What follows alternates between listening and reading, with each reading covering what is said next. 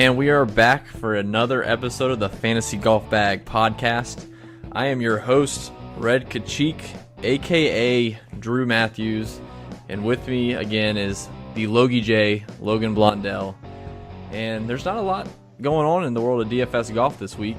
The Zurich Classic is a two-man deal, so DraftKings and FanDuel don't have any DraftKings or DFS contests, so we will look at the Zurich. We're going to check out some teams that we like. I know there's a lot of you out there that do the old gambling, whether on online or Vegas, whatever floats your boat. But before we get into that, and then we got a special guest interview today. I think you guys are really going to like it. It's been a stud. He's been a stud on the Latino America tour, and now he has full status on the web.com. So really cool interview coming up.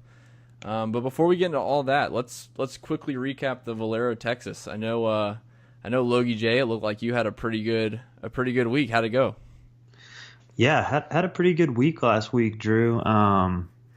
It was one of those. It was a tough event, like we talked about a lot last week on the pod. Kind of a weaker field event, but we knew it would still be a good one. It's the PGA Tour; it always is. Overall, I would say most of the bigger names kind of let us down.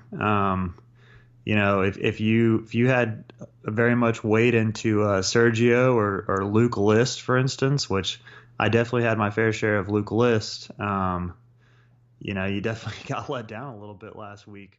Yeah. But I did have If you enjoyed this clip, you can listen to the whole episode at fantasygolfbag.com, where we have more than just the podcast. We have all the tools and expert analysis you need to help you build smarter lineups.